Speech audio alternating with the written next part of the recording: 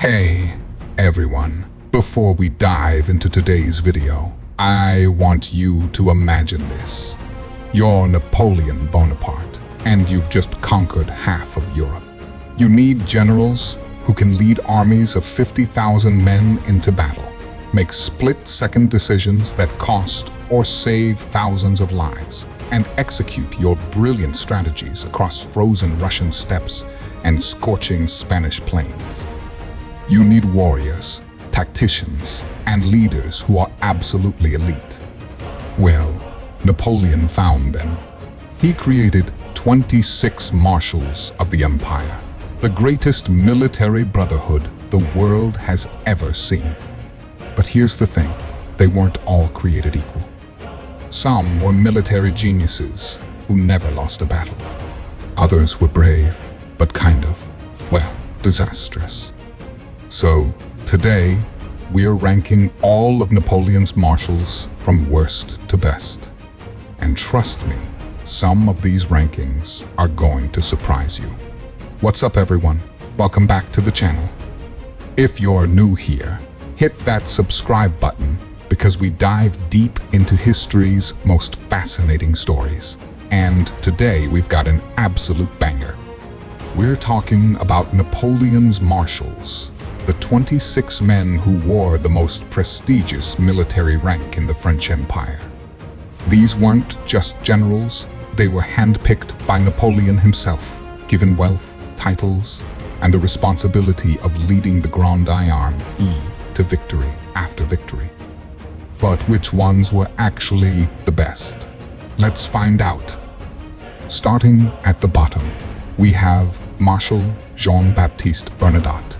And I know this is controversial because he actually became the King of Sweden and his descendants still rule there today. But from a purely military standpoint as a French marshal, Bernadotte was frustrating. He had talent, no question, but he was unreliable when Napoleon needed him most. At the Battle of Jena in 1806, he failed to engage when ordered. At Wagram in 1809, his corps arrived late and barely participated. Napoleon once said Bernadotte was a Gascon, a braggart who had more spirit than ability. The final straw. He eventually switched sides and fought against Napoleon. That's the ultimate betrayal in my book. So he's at the bottom. Next up, Marshal Francois Joseph Lefebvre. Now Lefebvre was a brave soldier, no doubt about it. He rose from the ranks, which was incredibly rare, and he was tough as nails. But as a marshal commanding large armies, he was just okay. His siege of Danzig in 1807 was competent, but slow. He was better suited to leading a division than an entire army. Napoleon kept him around because he was loyal and embodied the revolutionary spirit, but he wasn't winning any awards for tactical brilliance. Moving up slightly, we have Marshal Claude Victor Perrin, known as Marshal Victor. He was solid, dependable, and had some good moments, particularly during the early Italian campaigns. But he also had some spectacular failures. At Talavera in Spain, Wellington absolutely handled him. During the retreat from Russia, his rearguard action was decent, but nothing compared to what other marshals achieved. He was the definition of average among an extraordinary group of men. Marshal Jean de Soult. Now here's where things get interesting. Soult was actually quite talented, especially in defensive operations. He held off Wellington in southern France during 1814 with inferior forces, which was impressive. He was also excellent at organization and logistics. But, and this is a big but, he was consistently outmaneuvered in Spain by Wellington. He won some battles, but lost the strategic picture. Plus, he had a reputation for looting, which earned him the nickname King Nicholas in Portugal because he stole so much. Talented? Yes. Great. Not quite. Marshal Michel Ney, the bravest of the brave. This ranking might shock people because Ney is probably the most famous of all the marshals. His personal courage was absolutely legendary. At the retreat from Russia, he commanded the rear guard and was reportedly the last French soldier to leave Russian soil.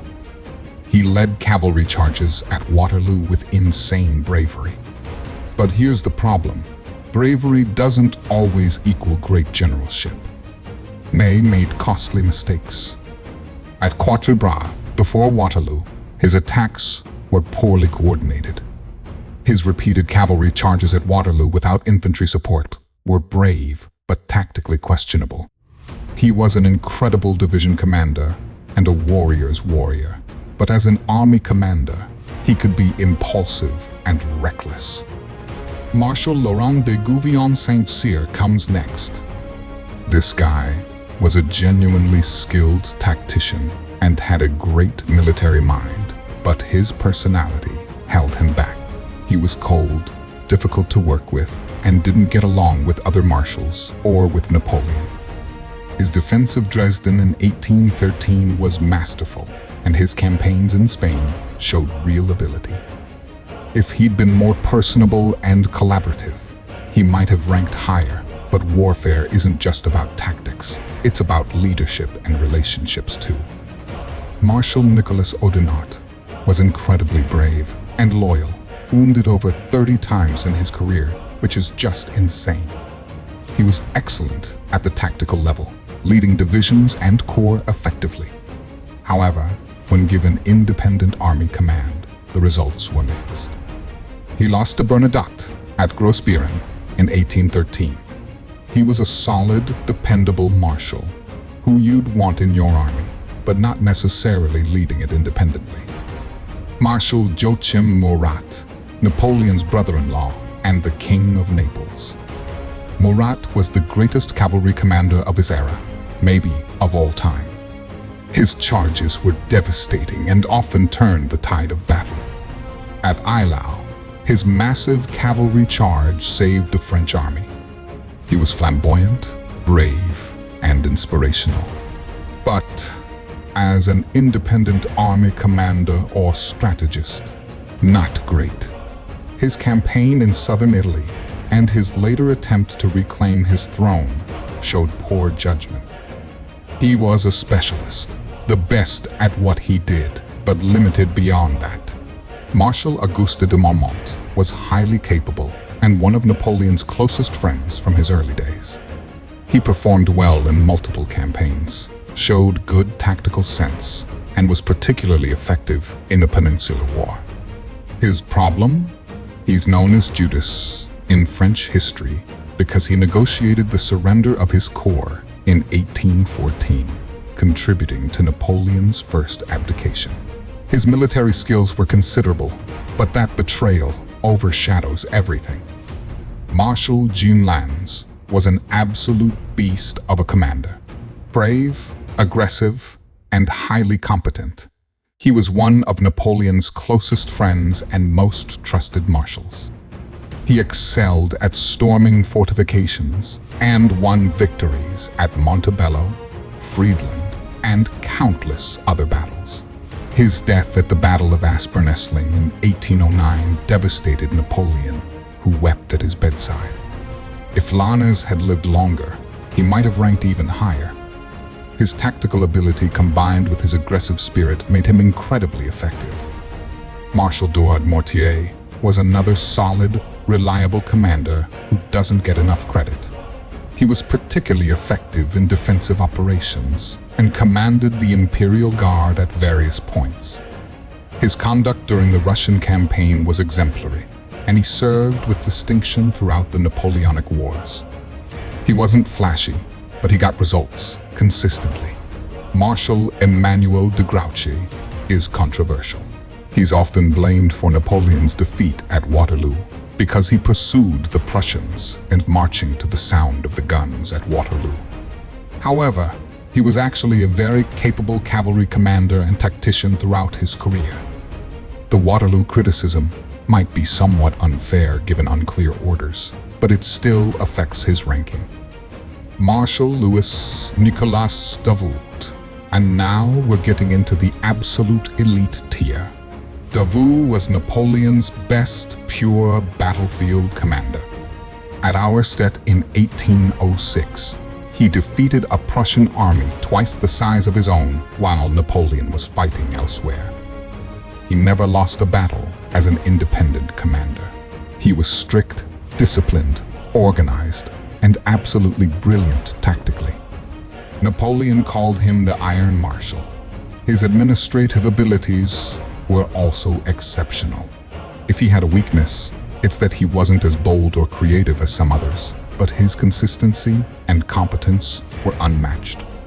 Marshal Andermatt is where we hit another legendary tie. Nicknamed the Dear Child of Victory by Napoleon, Ney was a natural military genius. He won countless battles through tactical brilliance, particularly in Italy and Switzerland. His defense of Genoa in 1800, holding out against impossible odds, was heroic. He could read a battlefield like few others and make decisions that turned potential defeat into victory. His later campaigns in Spain were less successful, partly due to his declining health and Wellington's skill. But in his prime, Ney was absolutely elite. And at the very top, I'm placing Marshal Louis-Alexandre Berthier as the most valuable marshal, though in a different way than you might expect. Berthier wasn't a battlefield commander in the traditional sense. He rarely led armies independently. But he was Napoleon's chief of staff, the man who turned Napoleon's strategic visions into actionable orders, managed logistics for armies of hundreds of thousands, and kept the entire military machine running smoothly. Without Berthier, Napoleon's campaigns would have collapsed into chaos. He had a photographic memory, incredible organizational skills, and worked himself to exhaustion, ensuring every unit knew where to be and when. After Berthier's death in 1815, Napoleon's staff work at Waterloo was noticeably inferior.